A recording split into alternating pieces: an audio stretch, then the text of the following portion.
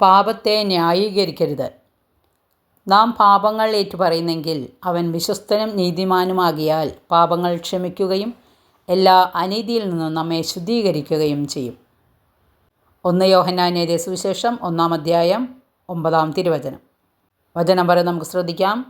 സൗഖ്യപ്പെടുക എന്നത് ഏതൊരു മനുഷ്യൻ്റെയും അടിസ്ഥാനപരമായ ആവശ്യവും അതേസമയം അവകാശവുമാണ്. കാരണം ഓരോ മനുഷ്യജീവൻ്റെയും സൗഖ്യത്തിനു വേണ്ടി ഈശോ വേദനകളും ഭാരങ്ങളും രോഗങ്ങളും ഏറ്റെടുത്തുകൊണ്ട് നമുക്ക് വേണ്ടി പരിഹാരം ചെയ്തു. പക്ഷേ നമ്മുടെ സൗഖ്യത്തിനു വേണ്ടി ഈശോ സഹിച്ച അതികഠോരമായ വേദനകളിലൂടെ ഇനിയും നാം സൗഖ്യം പ്രാപിക്കാത്തതിനുള്ള പ്രധാന കാരണങ്ങളിലൊന്ന് നാം നമ്മുടെ പാപത്തെ ന്യായീകരിക്കുന്നു എന്നുള്ളതാണ്.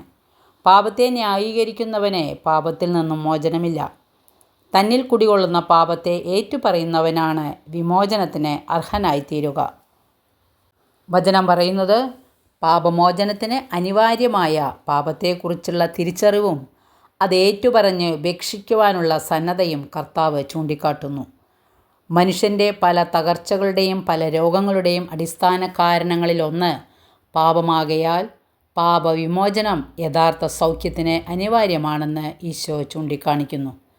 പ്രഭാഷകൻ്റെ പുസ്തകത്തിൽ ഇപ്രകാരം പറയുന്നുണ്ട്: സ്രഷ്ടാവിൻ്റെ മുൻപിൽ പാപം ചെയ്യുന്നവന് വൈദ്യസഹായം തേടേണ്ടി വരും.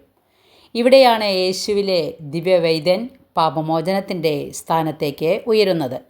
യഥാർത്ഥ സൗഖ്യത്തിനായി അനിവാര്യമായും ചെയ്യേണ്ട ഈ കാര്യം കർത്താവ് തൻ്റെ വചനങ്ങളിലൂടെ വെളിപ്പെടുത്തുന്നുണ്ട്.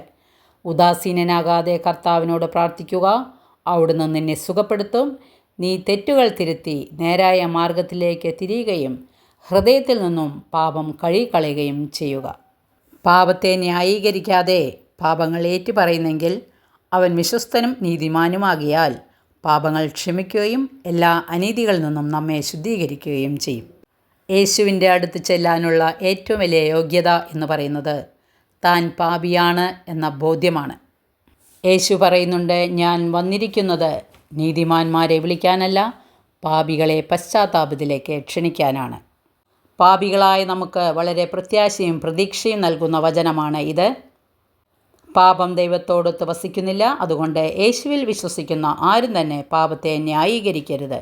എന്തെന്നാൽ പാപം ചെയ്യാൻ അവിടുന്ന് ആരോടും കൽപ്പിച്ചിട്ടില്ല, ആർക്കും അനുവാദം കൊടുത്തിട്ടുമില്ല.